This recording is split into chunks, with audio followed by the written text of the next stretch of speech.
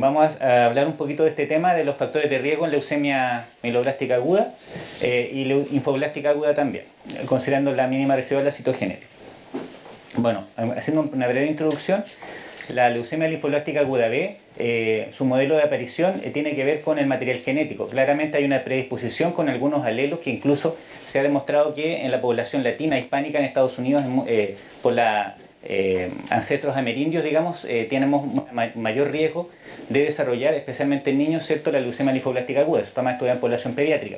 Habría una predisposición genética asociada que algunas lesiones iniciales, por ejemplo, una translocación asociada a otras que producen un arresto en digamos, la maduración y otros eventos cooperativos a diferentes niveles celulares pueden producir finalmente, como sabemos, ¿cierto?, la producción de un clon leucémico que al expandirse produce la enfermedad y posteriormente la quimioterapia produce una suerte de presión con una selección de un clon resistente en la recaída.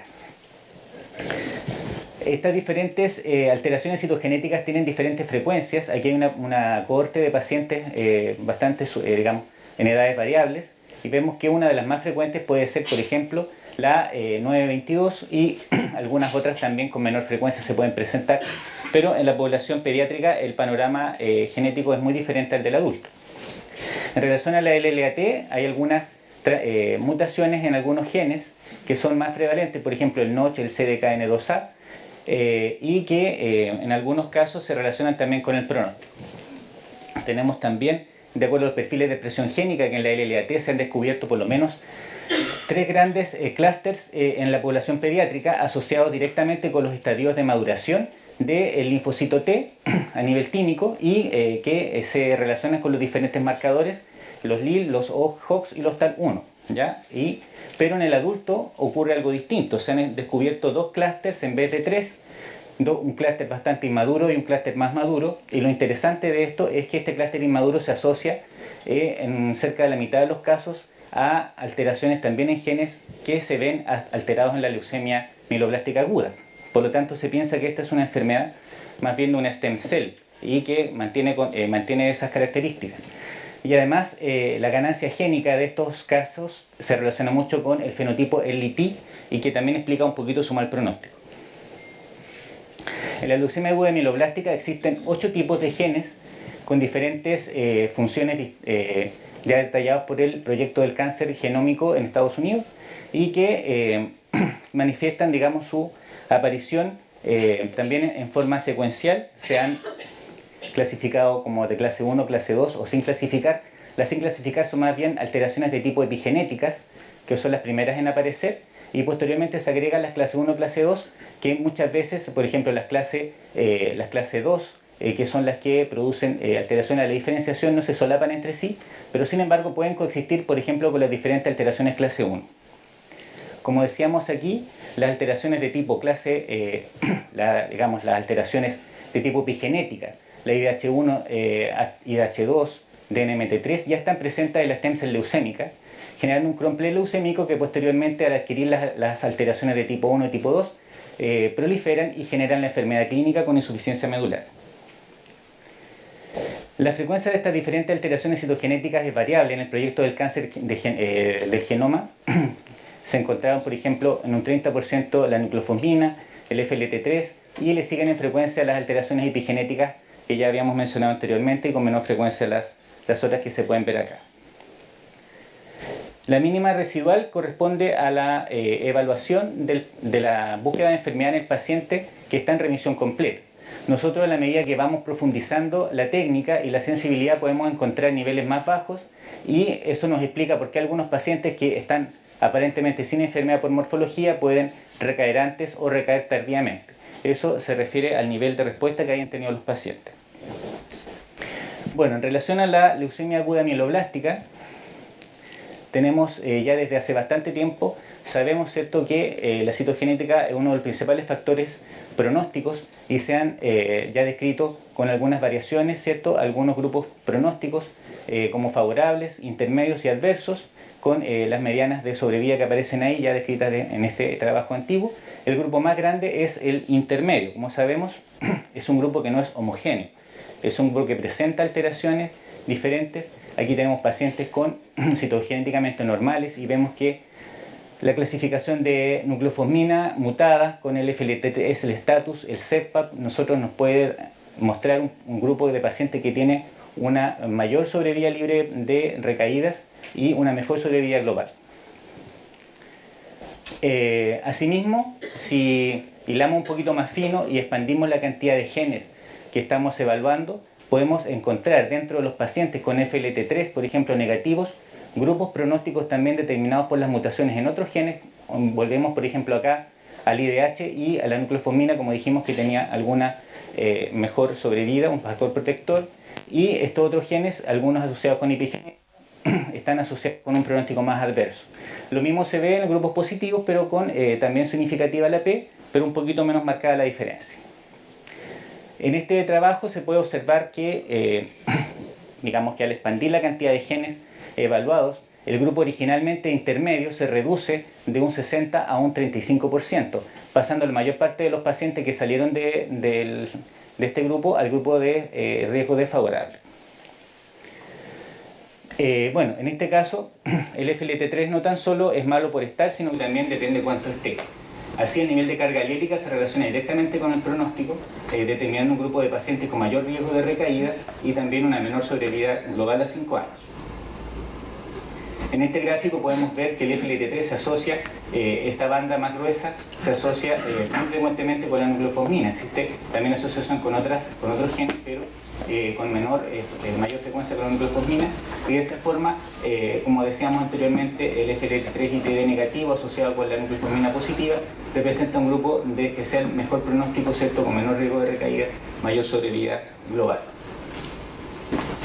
En la nucleofosmina mutada también tenemos alguna variación, ¿cierto? Los pacientes con nucleofosmina que tienen mutaciones en los genes epigenéticos IDH1 y 2 tienen una mejor sobrevida que los que no la tienen, ¿ya?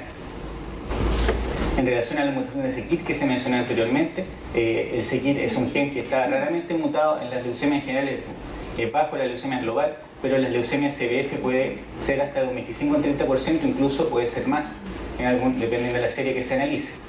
Tiene una mayor significación pronóstica en la 821, se había conversado eso en la discusión anterior. En un efecto adverso que está menos claro en la inversión del 16 y en relación al tipo de mutaciones, básicamente la de los exones 8 y 17, pero no la del 10, son las que se han asociado con pronóstico adverso en un trabajo publicado recientemente.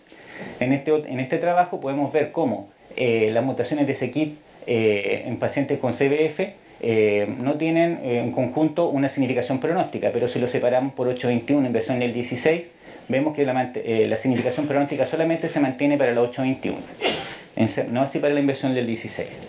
En este trabajo chino, en el cual se juntaron más de 100 pacientes con 821, se pudo observar que la incidencia de recaídas fue significativa para la mutación de KIT, pero no lograron significación pronóstica. O sea, todavía hay una controversia, no está tan claro, pero en general se tiende a pensar que es más significativa en el 821 especialmente, por lo menos la recaída hay como acuerdo en ese sentido.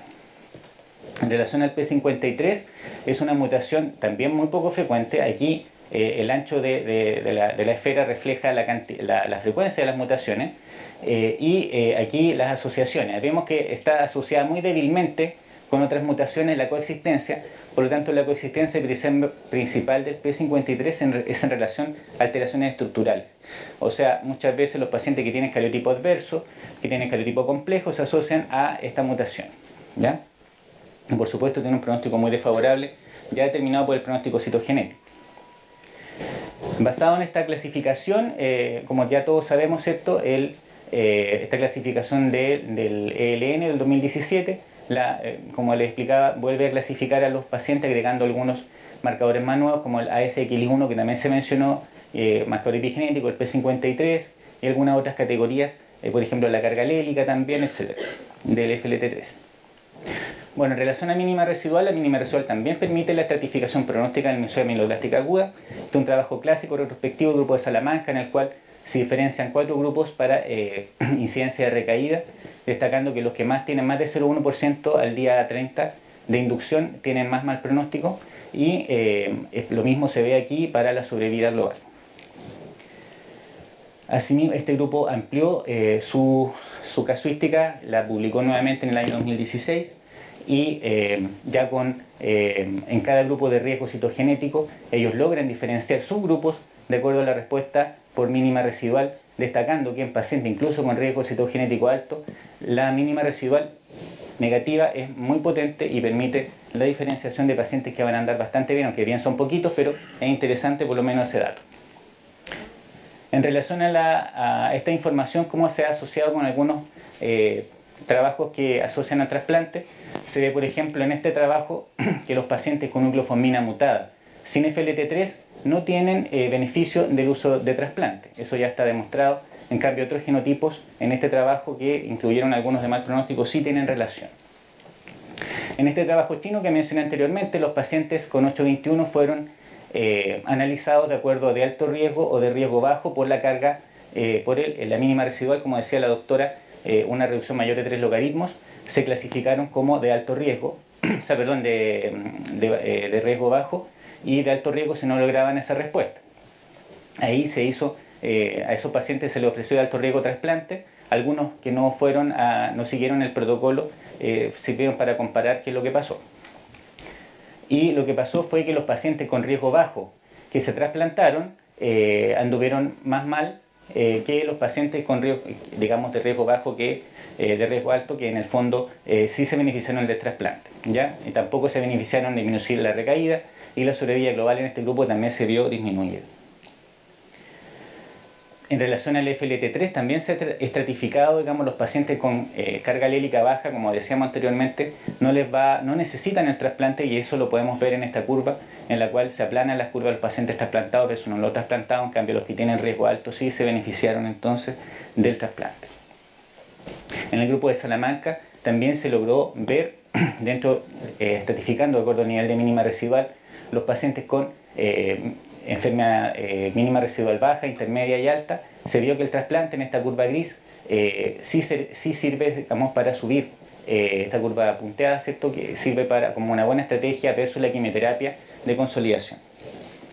Estos trabajos en todo caso son retrospectivos con respecto a la mínima residual. Hay mucho más trabajo, muestro este solamente como ejemplo, pero este es un trabajo interesante porque es un trabajo italiano publicado hace poco, en el cual los pacientes de riesgo intermedio con leucemia linfoblástica, o sea, mieloblástica aguda, fueron sometidos a trasplante siempre y cuando al final de la consolidación tuvieran un valor mayor de 0.035 y fueron llevados a trasplante halogénico, y se observó que los pacientes y los que tenían mínima residual negativa fueron llevados a autotrasplante. Los pacientes que tuvieron mínima residual digamos negativa tuvieron una sobrevida muy similar a los pacientes que tuvieron una mínima residual positiva y se trasplantaron. Eso quiere decir que logramos evitar el trasplante en estos pacientes gracias a la mínima residual negativa. Entonces también es un argumento para poder medir este parámetro y poder tomar decisiones clínicas. Bueno, en relación a la leucemia linfoblástica aguda, tenemos... ¿Ahí sí? Okay. Bueno, en relación a la leucemia linfoblástica aguda, sabemos, ¿cierto?, que existen varios tipos de alteraciones. Alteraciones de tipo estructural, clásicas, digamos, de la citogenética, alteraciones con cariograma normal, en las cuales hay varios, ¿cierto?, de buen y mal pronóstico. Las de mal pronóstico generalmente están relacionadas con la expresión génica de genes como el IKZF1 y genes relacionados con el ciclo celular como el P53, el fenotipo LLAB, BCR-ABL1-like, que está descrito ya hace tiempo, pero que ahora se incorporó en la clasificación de la OMS, y la leucemia de precursores tempranos, que se mencionó anteriormente. Las alteraciones estructurales ya han sido clasificadas desde hace bastante tiempo, ya las que de buen pronóstico son más frecuentes en población pediátrica. En los adultos están más hacia los niveles de riesgo intermedio y alto, ¿ya? En este trabajo podemos ver cómo los pacientes con 922 fueron sacados de la clasificación de muy alto riesgo, porque en esta serie les fue mucho peor que los de riesgo muy alto. Por lo tanto, este es un trabajo antiguo, claro, pero igual se ve que estos pacientes andan bastante mal y son considerados siempre un grupo aparte dentro del riesgo.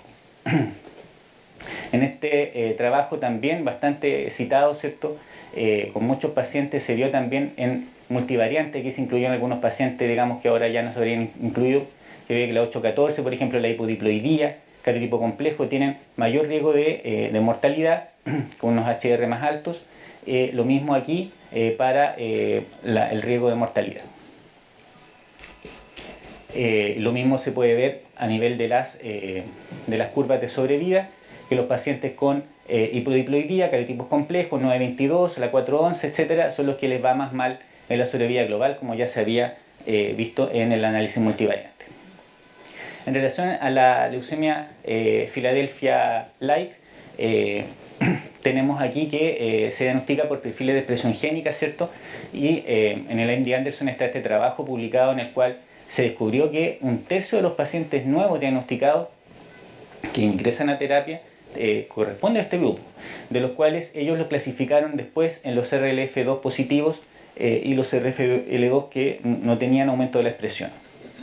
Interesante es que por la proximidad que ellos tienen a México, reciben mucho paciente latino y ellos ven que la mayor parte de los pacientes que recibieron ellos PHL-like eran de origen hispánico. O sea, nosotros también, eso no sé si está estudiado en Latinoamérica, no encontré información, pero en general nosotros podemos tener una predisposición genética a tener una mayor cantidad de este tipo de leucemia de mal pronóstico. ¿Y cómo les va a estos pacientes? Les va más mal en todos los parámetros, les va más mal a nivel de la sobrevida. Vemos en azul la curva, ¿cierto? Menor probabilidad de sobrevida, menor sobre el libre de progresión, menor duración de la remisión completa. Después ellos desglosaron entre los que eran CRLF2 positivos y los CRLF2 negativos y vieron que el mal pronóstico está principalmente dado en los CRLF2 positivos. ¿Ya? Esos son los más malos dentro de este grupo. Bueno, en relación a la sobreexpresión de algunos genes, en este trabajo se estudiaron las microdeleciones de genes. De un panel de genes se observó por lo menos que 2/3 de los pacientes con leucemia aguda linfoblástica tienen microdeleciones de diferentes genes. Uno de ellos es el IKZF1, en el cual nosotros tenemos en este caso un 11% en esta muestra. Se puede estar asociado con otros genes como estos otros de acá, el CDKN2, que son los más frecuentes. Y ¿qué pasa en este trabajo? También se estudió la expresión de CRFL2 y se dio por lo menos que el CRLF2 tiene un pronóstico. Aquí se comparó la expresión de estos genes, que muchas veces no se asocian a alteraciones estructurales, sino que hay una sobreexpresión de estos genes nomás, o sea, una desregulación en este caso, CRFL2 desregulado. Su pronóstico en sobrevida libre de progresión está muy cercano al de un paciente con alteración citogenética de alto riesgo. Eso es para que lo tengamos claro. Son pacientes que probablemente no tenían alteración estructural, pero por tener sobreexpresión de esto, o sea, digamos la disregulación de este gen, tenemos ahí un pronóstico adverso. Lo mismo se ve para la sobrevida global. Y para los pacientes con deleción de IKZF1 también vemos un comportamiento parecido. En ambas también se parecen un poco, por decirlo así, a los pacientes con riesgo citogenético alto. Y por otro lado, se descubrió en este trabajo también un factor protector de la alteración del LPAC5 en ambos parámetros de sobrevida. Bueno, en relación al P53 y en la LLAB, es un gen, ¿cierto?, que como sabemos también está asociado como la leucemia aguda mieloblástica a alteraciones estructurales de cariotipos complejos y hipodiploidías. Volvemos a presentar lo mismo y bueno, esto no es significativo porque son muy pocos los pacientes que están incluidos aquí, pero eso es un poquitito lo que hay que entender y la frecuencia no es baja, son 16% en esta serie. Estos pacientes les va más mal que al resto, tanto si están, digamos, mutados o como están con deleción del gen, y especialmente si tienen un doble hit, o sea, tienen los dos alelos mutados, les va aún peor. Y sobre todo si son mayores de 60 años. O sea, nosotros ahí vamos juntando, digamos, factores para que a los pacientes no les vaya bien y por eso no tienen tan buena respuesta. En relación a la LT, ya discutimos un poco eso al principio. Les va muy mal a estos pacientes. En general, la sobrevida global es mucho menor con respecto a los otros tipos de LLAT que pueden presentar. Si bien es un grupo de la LT bien heterogéneo, pero se asume que tiene una relación con el clúster que habíamos evaluado inicialmente. Bueno, recogiendo toda esta información, ¿cierto? La ESMO ha publicado, ¿cierto?, sus tablas de clasificación de alto riesgo de estos pacientes, reconociendo muchos de los cariotipos que ya clásicamente son de mal pronóstico, agregando también algunos otros información genética como la PH-like, ¿cierto? El IKZF, el LT y dentro de las T, las no mutadas de Notch también, que vamos a hablar un poquito. En relación a la mínima residual ha sido también estudiada, como les decía, extensamente. Existe este metaanálisis ya de 31 estudios que incluyó población adulta, pediátrica. Aquí seleccioné los datos de la población de adultos. Tenemos 16 estudios con más de 2.000 pacientes que demuestran que los pacientes que no tienen mínima residual en el LAB y el LAT, están incluidos ambos grupos de enfermedades, tienen una mejor sobrevida global y una mejor sobrevida libre de progresión y una mejor sobrevida global. Medio tanto por citometría como por PCR. O sea, aquí no hay diferencia en ese sentido relación a la técnica que se usó. Y lo mismo también con respecto a la citogenética. Es mejor tener también, no tener mínima residual tanto para Filadelfia negativo, Filadelfia positivo, tanto para B como para T, pero lo mismo se ve en la sobrevida global, pero a nivel de la información que hay para el subtipo, está más demostrada la sobrevida global para el LAB, no tanto así para la LLAT. O sea, no hay un consenso respecto al valor de la mínima residual en la LLAT en este metaanálisis. Bueno, aunando, digamos, los criterios tanto citogenéticos como moleculares, nosotros podemos combinar ambos información y hacer una estratificación, que fue lo que se hizo en este estudio francés, en el cual los pacientes se definieron de alto riesgo como aquellos que tenían reordenamiento MLL o de lesiones del IKZF1 o que tenían una mínima residual mayor de 10 a la menos 4. Así lograron ellos clasificar como de alto riesgo estándar los pacientes y lograron diferencias bastante significativas tanto en sobrevida libre de progresión como en sobrevida global a 5 años. ¿Ya? Lo mismo pasó en la LLAT. Ellos la definieron en este caso como la LLAT con mutación de Notch, que son las que tienen una mejor sobrevida, supuestamente al tener una sobreexpresión, o sea, el Notch, digamos, permite, digamos, una mayor sensibilidad de los corticoides y tenemos una mínima residual positiva. Ellos también la consideraron de alto riesgo y así también lograron diferencias en ambos parámetros de sobrevida. En relación a la información que se puede emplear, que puede emplearse para el trasplante, en relación al trasplante, vemos que los pacientes en este trabajo se incluyeron pacientes tanto que tenían el LAB como el LAT. Se observó en global que se beneficiaron del trasplante solamente aquellos pacientes que se presentaron con mínima residual positiva al trasplante. Aquellos que fueron con mínima residual negativa no se beneficiaron realmente de recibir un trasplante. Lo mismo para la sobrevida libre de recaída, sobrevida global, se observó el mismo fenómeno. En relación al uso de la mínima residual para estratificación, digamos, para decidir un poquito la conducta con el trasplante, está este trabajo clásico también del grupo español, ¿cierto?, en el cual los pacientes fueron sometidos a un tratamiento y seleccionados de acuerdo a la pacientes que eran clasificados como de alto riesgo por los estándares tradicionales, fueron a su vez seleccionados nuevamente por la mínima residual antes del inicio de la mantención, y se pudo observar que los pacientes que recibieron quimioterapia anduvieron mejor que los pacientes que recibieron trasplante, en el sentido de que se pudieron salvar del trasplante muchos pacientes y mantener los buenos parámetros, digamos, de sobrevida. En relación al efecto de la mínima residual pretrasplante en la leucemia aguda linfoblástica, existen varios trabajos que fueron recogidos en este metaanálisis también, que demuestra, ¿cierto?, que la mínima residual en la leucemia linfoblástica aguda pretrasplante se relaciona con un mayor riesgo de recaída y tanto en adultos como y por ambas técnicas. Tenemos un hazard ratio bastante altos para describir que no es bueno llegar con mínima residual al trasplante. Si bien antes habíamos visto que los pacientes se beneficiaban del trasplante, eran los únicos que se beneficiaban, pero no necesariamente van a andar mejor. Y bueno, también con una menor sobrevida libre de recaídas, también llegar con mínima residual positiva previo al trasplante también es un factor que puede perjudicar al paciente.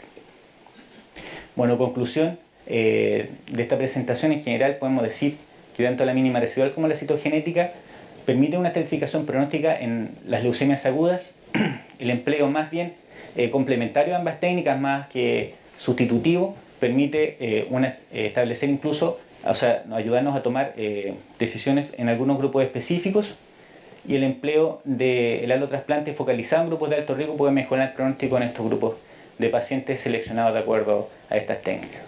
Eso es básicamente lo que leí.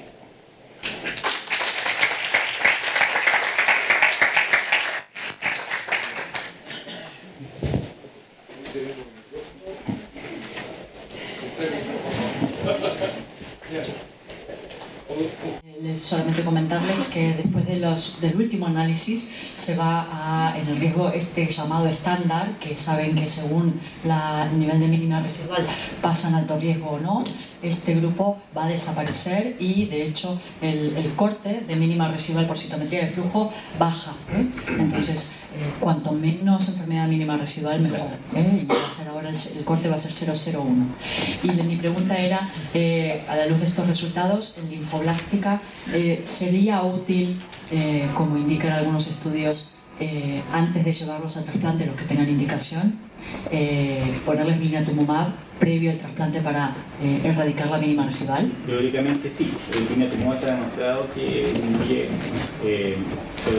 digamos que es el único fármaco aprobado para negativizar la mínima residual, especialmente en población de adultos jóvenes. Claramente es una indicación. Sabemos que los pacientes que tienen mínima positiva ante el trasplante les va más mal, así que llegar con mínima negativa es lo que hay que lograr en estos pacientes. Fíjate, un comentario es, no sé en Chile si tienen ustedes estadísticas propias, espero que sí. En México hasta hace poquito no teníamos un panorama claro de las leucemias agudas. Hicimos un estudio multicéntrico. A hacer esfuerzos extras cuando no ves un beneficio. Eso en México hay un sistema de investigadores que el gobierno federal otorga un salario extra a quien está en ese sistema, y eso es una motivación para seguirlo haciendo. Entonces yo hice ese ensayo y juntamos un poco más de 1000 pacientes, y lo interesante es que cuando uno da conferencias siempre dice diapositivas, a veces hasta las saca uno del internet, ¿verdad? Y dice, la leucemia aguda mieloblástica, la edad mediana es 60 y pico de años. Y eso está muy bien en Boston o en Nueva York. Pero en México, por ejemplo, la mediana de edad mieloblástica es 40 y tantos años, 45 años. Ya lo sabíamos de estadísticas viejas locales, pero con esos 1000 pacientes lo comprobamos. Y la leucemia aguda número 1 en México, el 50-51% es linfoblástica. Y la mediana edad es 33 años. Entonces, de hecho, eso nos sirve como para darnos cuenta que nuestro problema más grave está en gente joven, y la linfoblástica es un problema mayor. Y además ustedes saben que tratar una linfoblástica a cualquier edad es mucho más latoso que una mieloblástica. A la mieloblástica uno le tiene miedo y el 7+3, pero como que es más claro lo que hay que hacer. La linfoblástica es un desastre porque hay muchas drogas, muchos detalles, intratecales, y entonces uno tiene que moverse hacia ese camino, ¿verdad? Una cosa interesante de la mínima, y también tu plática se ve que estaba muy buena. Una ventaja de una mínima negativa, y si tú tienes un paciente que es de alto riesgo, pero logras mínima negativa, es como dos caras diferentes. La primera cara es, el médico que logra mínima negativa se queda muy contento y como que ya no quiere hacer nada más. ¿Ok? Pero la otra cara es, esa mínima negativa en alto riesgo debería trasplantarse probablemente. Y ahí es donde empieza, ¿sí? Yo digo lo siguiente, y eso lo digo mucho, cuando tú trasplantas, tienes que trasplantar por decisión, no por situación. Decisión es, este enfermo requiere un trasplante, no porque esté en remisión ya no lo voy a trasplantar, no sé si me... Y recientemente se ha visto que en el grupo de mínimas negativas, tanto de linfoblástica como mieloblástica, el trasplante de intensidad reducida es exactamente igual, ahí sí no hay ninguna duda, que el de mayor intensidad. Y hacer una intensidad reducida es un paseo por el Central Park de Nueva York sin que te asalten, ¿verdad? Es a todo dar, muy bonito, nada de toxicidad, no hay mucositis. Si no tienes injerto contra huésped, ya le hiciste, ¿ok? Y además el injerto es menor en continencia reducida. Entonces, creo que uno debería pensar en esas cosas. Trasplantar por decisión, y cuando tengas mínima negativa y quieres hacer un trasplante, número uno, no dudes de que tienes que trasplantar. Ese es el que tienes que trasplantar, porque ya tiene alto riesgo. No te engañes con la mínima, en mi opinión. Y número dos, usa intensidad reducida en esos casos, si tu confianza en la mínima residual es buena. Y la otra, tercer comentario para terminar es, cuidado con las estemometrías de flujo. No son fáciles. Nosotros tenemos una chica neurótica, histérica, pero muy combativa en la citometría de flujo, que ha estado varias veces en España con el doctor Rufao, que es Salamanca, muy amable. Y esa chica es apasionada y tiene un sobresueldo. Nosotros le damos un sobresueldo, porque si no, se la van a llevar, ¿verdad? Ese es el problema de Latinoamérica. Entrenas a alguien, no gana suficiente, y cualquiera que gane o tenga más dinerito, se roba a esa persona, ya sea hombre o mujer, y se lo lleva a otro lugar. Entonces ella tiene un sobresueldo muy interesante que permite que tenga con nosotros como 15 años, y es muy buena, y entonces tenemos mucha confianza en los resultados. Pero ese es un detalle. La citometría de flujo no es un estudio automatizado, es un estudio de mucha subjetividad, y si no tienes a alguien entrenado, si quien va a hacer es el reemplazo y no sabe y nomás te va a dar un reporte, mucho cuidado con eso. Es nomás un comentario.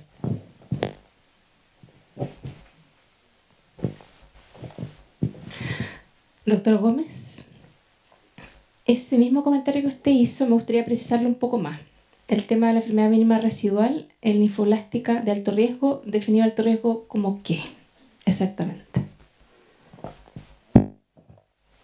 La pregunta es, ¿cómo?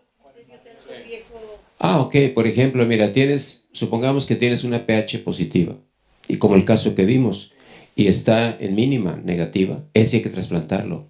No te engañes por eso, en mi opinión. A menos que tengas, especialmente si tú tienes que preguntarte además en un trasplante, bueno, ok, si recae, ¿qué puedo hacer? ¿O qué más le puedo hacer para que no recaiga? Y si no lo tienes, el trasplante es la solución, ¿ok? Entonces no tienes que, a eso me refiero. Tu alto riesgo lo defines, por ejemplo, supongamos, sí, no, por ejemplo, muy sencillo, mieloblástica, cariotipo normal, riesgo intermedio, en mi opinión se tiene que trasplantar, ¿ok? Mínima negativa, todo negativo, ya no hay nada. Bueno, ese paciente hay que trasplantarlo. Mucha gente ve la mi negativa y dice, pues ya es mi negativa, ¿verdad? Ya me casé, ya no me van a engañar. Entonces,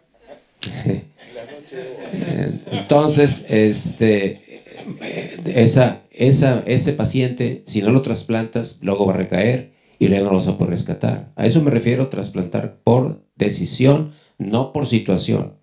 No sé si con eso contestó. ¿Los panelistas podrían ese centro? Porque yo creo que es una pregunta que todos tienen. Sí. ¿Cuáles son los factores? La edad. La edad, la hipertrigloidía, etcétera, o la enfermedad mínima, o los dos. ¿Qué hacen ustedes, por ejemplo? La pregunta tal vez más fácil es, ¿quién no se trasplanta? Con enfermedad negativa. ¿Quién no se trasplanta? Bueno, nosotros seguimos el protocolo PETEMA. El protocolo PETEMA es bastante basado en el protocolo alemán, ¿no? De la experiencia de los alemanes. Entonces utilizamos todos esos factores, pero nos basamos sobre todo porque también miramos si son Philadelphia-like, con todos la expresión del CRLF. Todo esto lo tenemos en cuenta. Ya sabemos al diagnóstico cuáles van a ser cuáles van a ir a trasplante halogénico. Dentro de las T, las early T, todas van a halogénico en primera instancia, ¿no?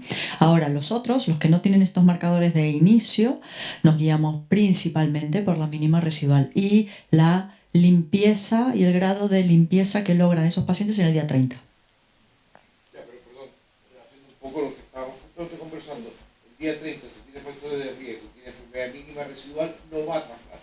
Si no tiene factores de riesgo, si no tiene factores de riesgo y tiene la mínima residual negativa por debajo del 0,01, Si tiene factores de ese puede...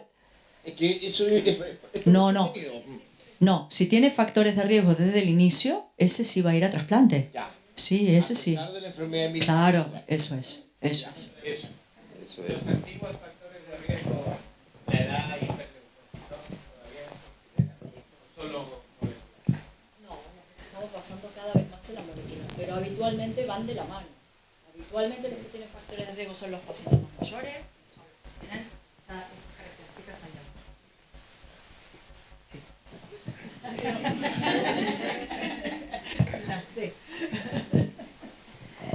Yo quería preguntarle al doctor Chandía, nosotros recibimos pacientes de muchas partes de Chile que se han tratado en distintos centros y vienen muchas veces con exámenes de enfermedad residual negativa, pero no tenemos muy claro dónde se hicieron esos exámenes de enfermedad residual, cuál fue la técnica, cuál es la estandarización.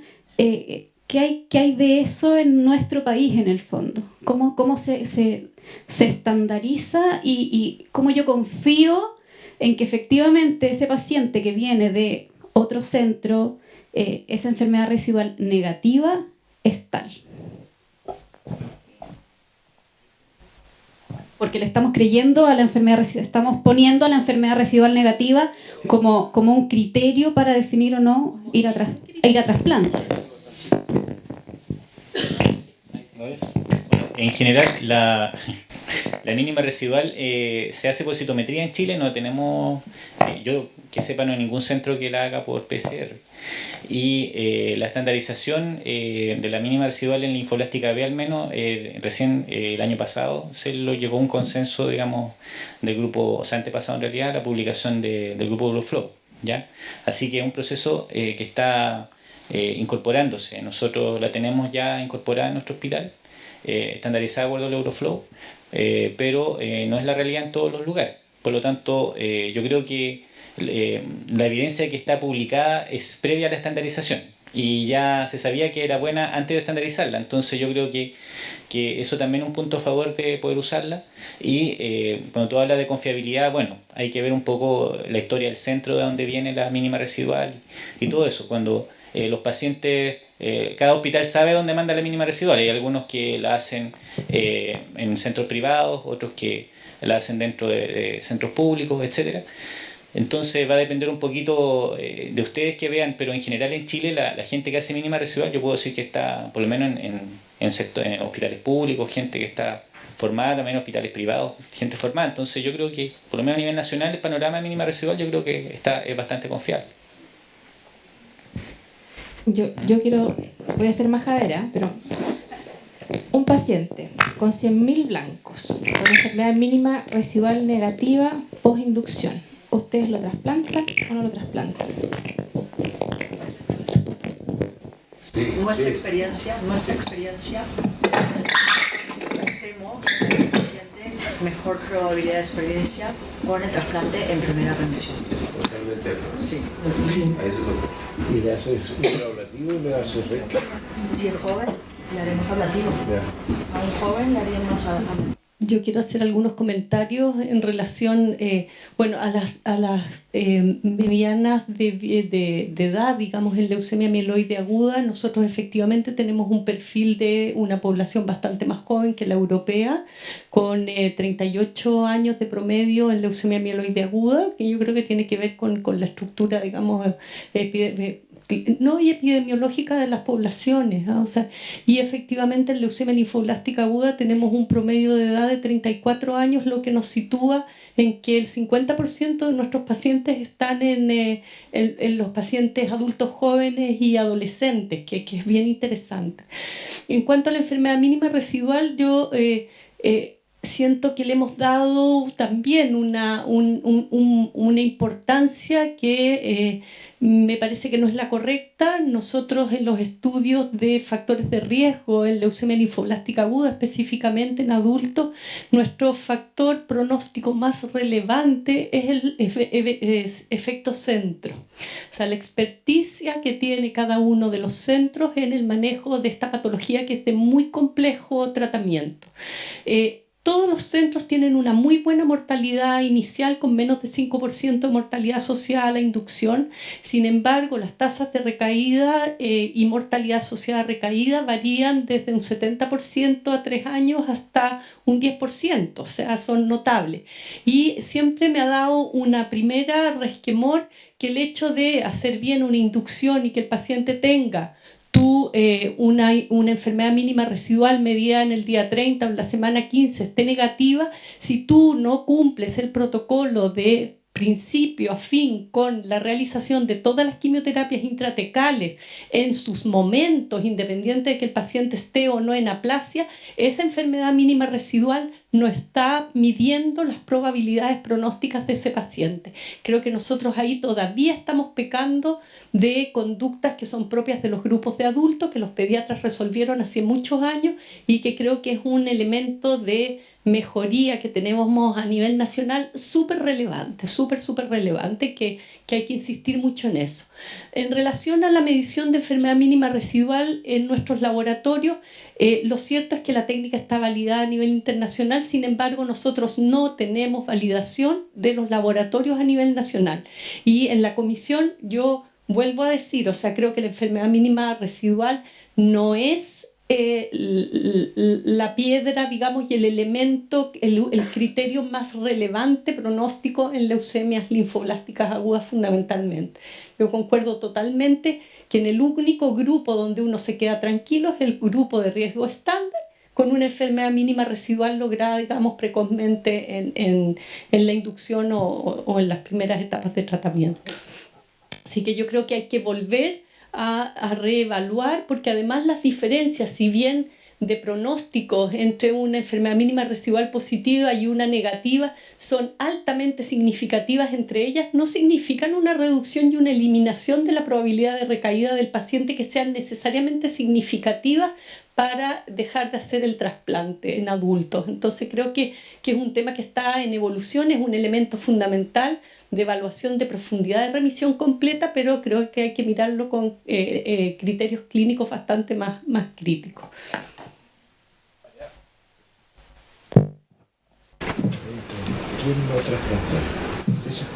Hola, tengo una duda que la he tenido hace mucho tiempo. ¿Cuál es el punto de corte de enfermedad mínima residual por citometría de flujo que ocupan ustedes en su centro posterior a la inducción en linfoblástica? 001, ya. Y porque hay alguna confusión, no sé, hay un paper que salió de leuquimia linfoma al año pasado que ocupan 01, según... Esto es lo que ha cambiado. Ha cambiado, ya. Sí, se ha bajado el corte en 001. Post-inducción y post-consolidación. En linfoblástica. Linfoblástica, sí. Sí. Y post-consolidación. ¿Y cuántas mediciones de enfermedad mínima residual realizan en linfoblástica? ¿Cómo cuántas mediciones? Después de todos los ciclos, inducción, consolidación, mantención interina, van haciendo seguimiento de enfermedad mínima residual. Lo importante es la dinámica del principio, porque ahí uno toma ya la decisión de si va o no. Lo siguiente ya es informativo para el pronóstico posterior. Pero esas son las mediciones que si tuviésemos que elegir, son esas las primeras que hay que hacer. Y en mieloblástica, porque ahí nos parece que en linfoblástica se han puesto, ya hay un consenso que ya está, pero en mieloblástica parece que todavía el consenso no es bien claro. ¿Qué es enfermedad mínima residual positiva por citometría de flujo? Eso depende del expertise de cada centro, la cantidad de colores que tenga disponibles, ¿no?, de la citometría, y es muy importante también las características de cada leucemia, porque en la mieloblástica saben que depende de los LAIPS, la sensibilidad cambia. Entonces, claro, eso rondará el 0,1 en ciertos casos y 0,01 en otras circunstancias. Por eso es tan importante lo que decíamos antes del expertise del citometrista, porque según los LAIPS que tenga esa leucemia en particular, tendrá su sensibilidad para el seguimiento. Gracias. Otro comentario práctico y de dinero es lo siguiente. En niños tú puedes, al mes es bastante válido, pero en adultos, acuérdense que hay mucha evidencia que entre el día 80 y el día 90, esa es la que vale, esa es la mínima más importante. Entonces, si quieren ahorrar dinero, no hacer una al mes, sino hacer morfología y hacerla buena después de la consolidación, la identificación. Esa es la información. Eso es lo que... municipio. O sea, no digo que no sirvan todas las que quieras, pero la que tiene más valor, según... Y eso no sé si tú lo tengas registrado. En linfoblástica, entre el día 80 y el día 90, en adultos, tiene más información o es de más predicción que la que haces al mes. Entonces, si es así y uno tiene que decidir cuál vas a hacer, eso tienes que hacer. Revísenlo, está en la literatura. La estandarización del grupo Euroflow dice que el día 33 y el día 78 es cuando hay que realizar la mínima residual. Sí, pero la 78 tiene más valor que la del 33. Claro, eso ellos en su trabajo publicaron, digamos, la forma, todo como el diseño, pero no hay una casuística publicada todavía, pero casi todos los trabajos incluyen el día 30, fin de la inducción, y una medición posterior, la mayor parte de los trabajos. Algunos incluso incluyen el día 15. En respecto a los puntos de corte de la linfoblástica, lo que dice la doctora, va a variar también un poquito de acuerdo al poder del ensayo. Mientras más eventos tengamos, más sensibilidad hay y el nivel de corte puede ser más bajo. Entonces, dependiendo un poquito del sitio, porque eso tampoco está muy definido como cuando ponerle positivo, cuando no ponerle positivo, pero uno define de acuerdo a la potencia del ensayo el valor positivo y eso va variando de muestra a muestra. Nosotros adquirimos más de 10 millones de eventos por cada vez y eso nos da una sensibilidad de vía a la menos 5. Y eso permite que uno tenga niveles de corte mucho más bajos, pero lo puede poner positivo, pero lo clínicamente válido es lo que dice la doctora. Aunque uno diga positivo con valores muy bajitos, lo clínicamente sobre 0.01. Y en mieloblástica, el consenso publicado en 2017 de la LN dice que sobre 0.1. Si bien está publicado ya por otros grupos como el de Salamanca, el grupo italiano, que la mínima residual negativa, o sea, puede ser positiva en el fondo sobre 0.03, el italiano, pero el 0.1 es como más universal para citometría de flujo en este caso. Bien. Mieloblástica. Para la linfoblástica es variable, pero los valores químicos son los que dice la doctora.